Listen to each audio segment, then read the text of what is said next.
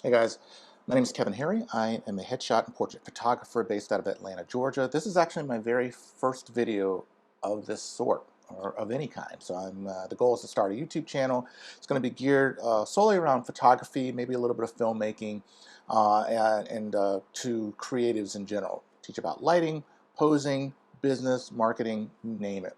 I'm sitting in my studio. I promise you that the lighting will improve over time. I've got a light coming in tomorrow. I don't do a lot of video, I'll be honest with you, at the time of this taping. I do mostly still photography. I specialize in both headshots and personal branding, and also do like these glamour makeover shoots as well. But I wanted to start off my very first video talking about and giving what I would call top tips for beginning photographers. So if you're a beginner, if you're a newbie, this video is for you. If you've had experience, maybe you're a professional and you've been doing it forever, this may not resonate as much, or then again, there might be some tips and valuable nuggets that you might find and you could utilize. So in any event, here we go. Tip number one, if you are a beginner photographer, figure out how you learn and how you retain information. That's the very first thing I can tell you. I had spent some time as a corporate trainer, and one of the things that I discovered is that people learn at different paces and they learn in different ways. Some are visual learners, some are very more lean more on the book study. I'm one of those people that if you sat me in a seminar in the back of a room with 300 people, I'm not going to learn anything. But what I can do is I'm more of a hands-on kind of person. Excuse me. So I'm not the kind of person that can sit back in a room, a 300-seat conference room, and listen to somebody drone on stage. I'm very much a hands-on demo, get your hands dirty, learn it as you go.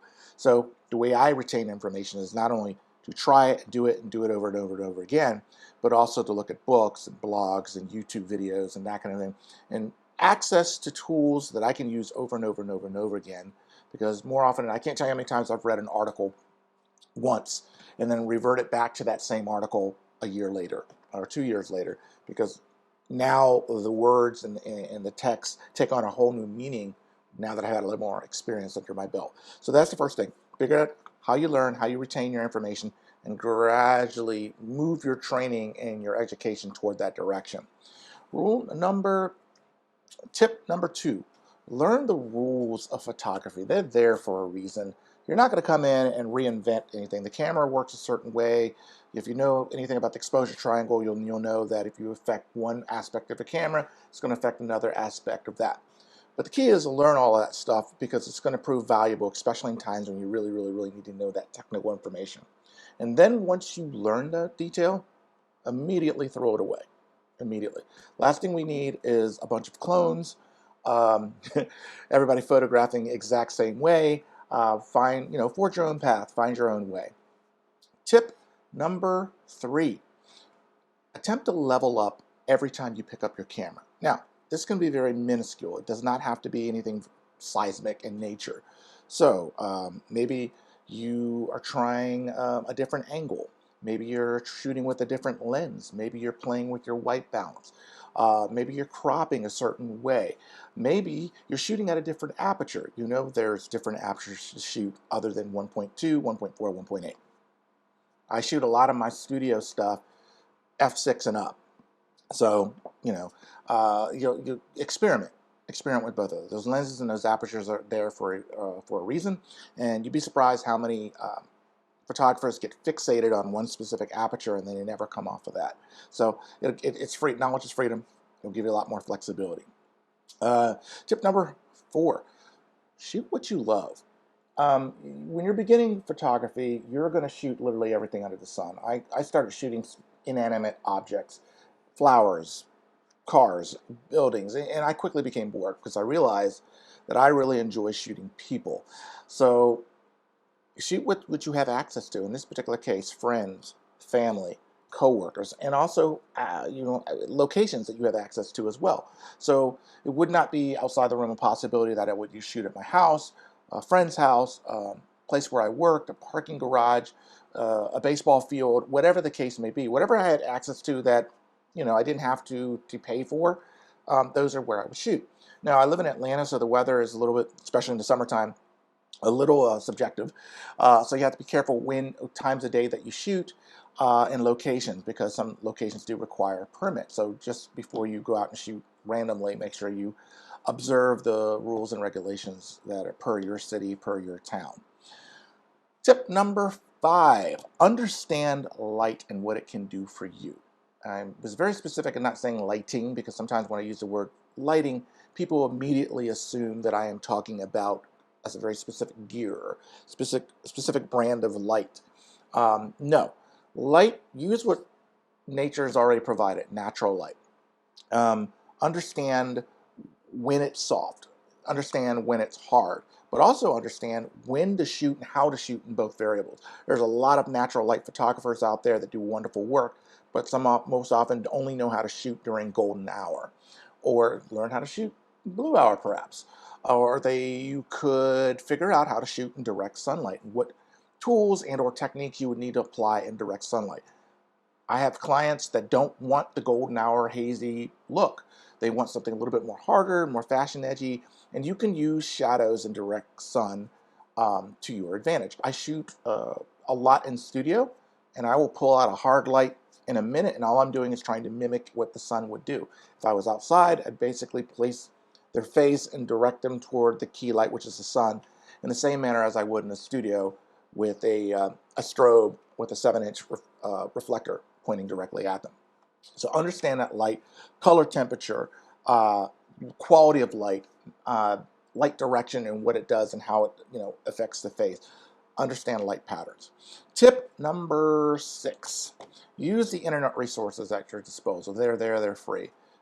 Sites like YouTube, blogs, f-stoppers.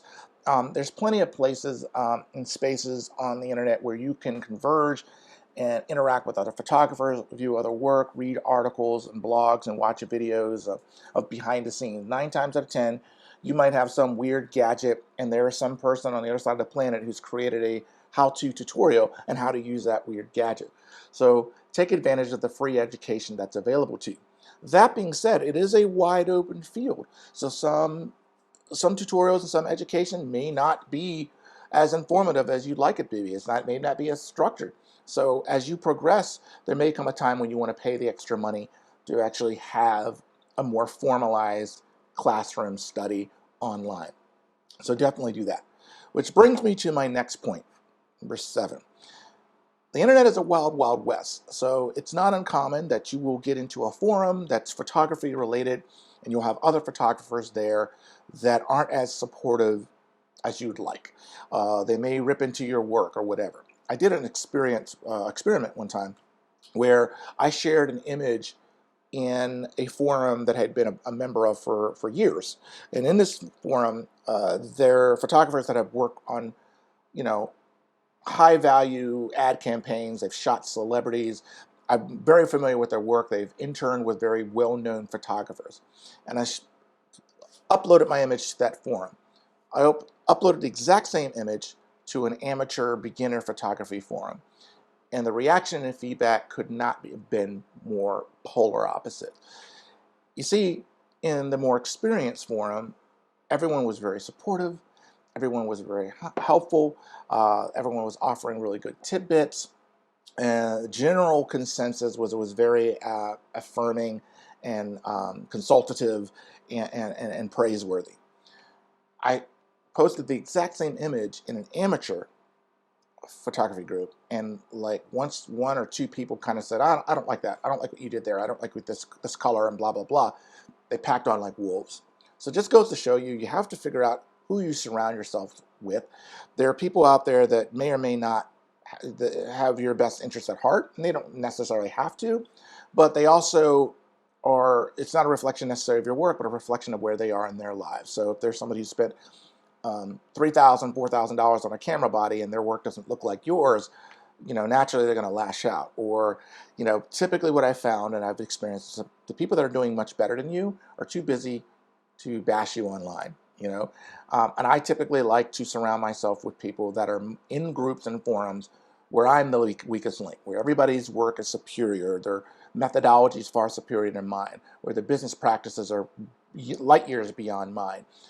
Their photography experience is light years behind mine, because I will learn a lot quicker, and generally I find that those environments are a lot more supportive. So what I would encourage you to do is look for critique that's constructive versus destructive. You'll know it when you hear it. The tip number 8, it's not about the gear. You're going to hear this a lot. It's not about the gear. And it always comes from somebody that sits in a $20,000 studio with all this high-end gear, and they're telling you it's not about the gear, and it's, you know, you're like BS, BS, BS. But I'm here to tell you it's not about the gear. You can run a successful photography business with just a camera body and a lens and natural light. I know people that do that. You can run a successful photography business with a camera body using strobes, shooting out of your garage. I've done that. You can run a successful thing with having a studio or not having a studio. It all works. You just have to figure out what you like to shoot, how you like to shoot, and what works specifically to you. That being said, it's not about the gear until it's about the gear. Now, I know I just said it's not about the gear, and this sort of contradicts what I said, but allow me to digress a little bit. If you're going to go out into the jungle, and your goal is to shoot, I don't know, let's say hypothetically a lion, there's going to be specific gear attached to that. You're going to probably need a telephoto lens, because you're going to want to shoot this lion from a distance. If you're shooting underwater, there might be some specific underwater housing that you or build that you need for your camera body. Then it becomes about the gear. But the technique behind the gear and the person holding the gear is more important. So technique will always trump gear. I don't care who you are. I've seen people take fantastic photos with just a mobile camera. So don't believe the hype and all the gear. There's specifically photographers out there that get sponsored for specific gear, and I challenge anyone to know that. And there are going to be some nuances. I think lenses are different, but nobody can tell me what light this is that's pointing right at me.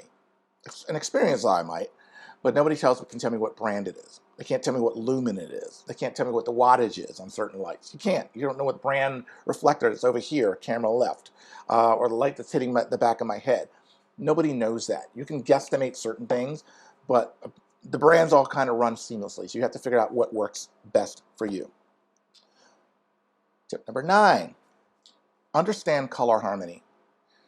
If there was one thing that changed my photography literally overnight, aside from lighting, would be color harmony.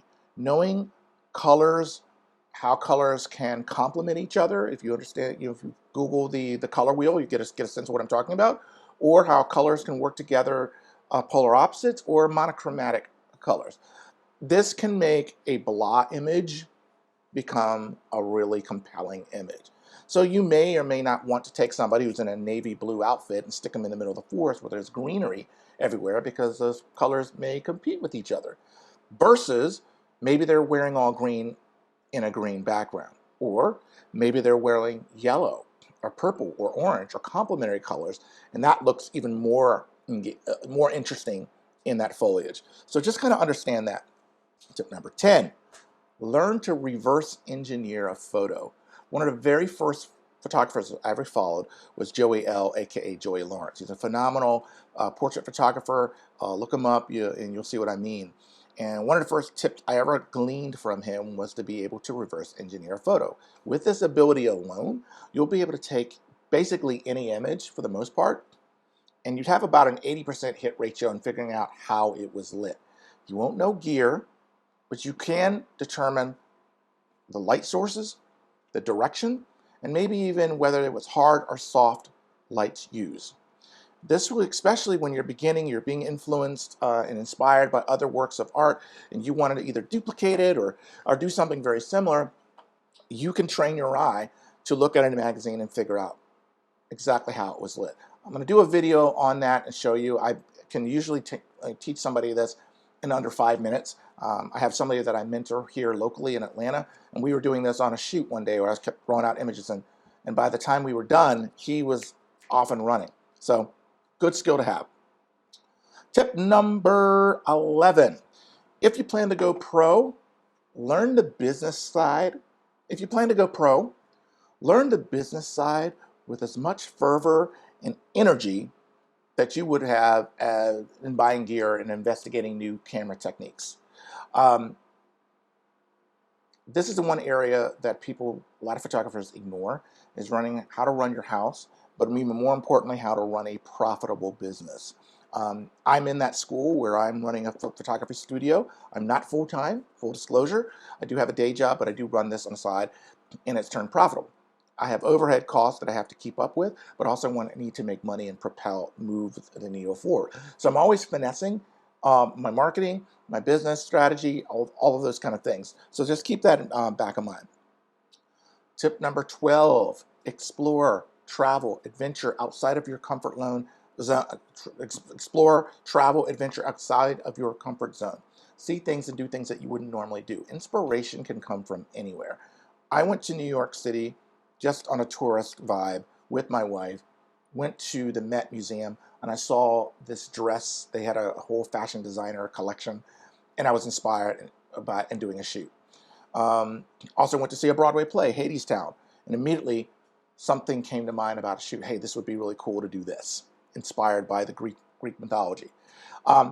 Inspiration can come from anywhere. So do non-photographic things. Get off of Pinterest, get off of Instagram and Facebook, and get outside of your comfort zone and do stuff.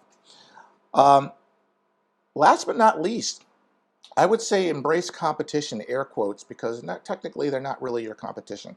If there's really any competition, it's you and your last work.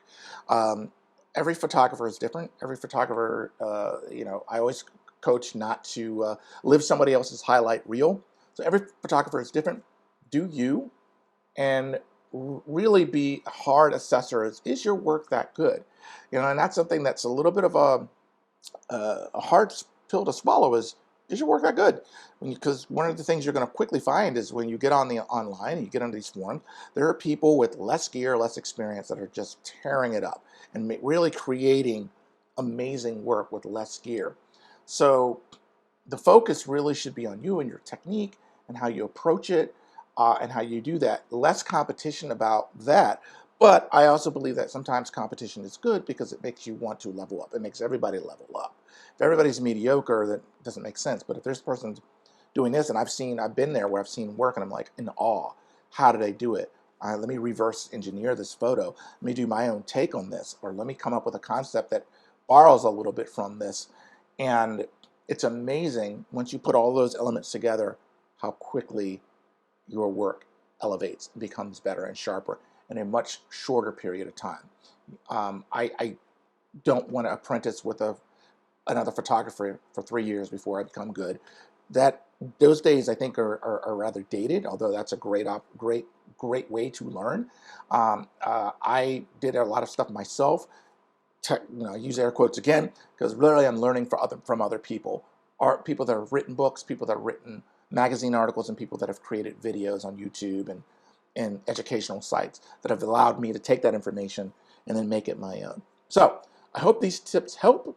I will be doing more. If you like what you heard, click the subscribe button, leave a note. If you don't like what you heard, leave a note anyway. Let me know your thoughts. I'll respond to anybody that has questions or comments and go from there. Happy shooting.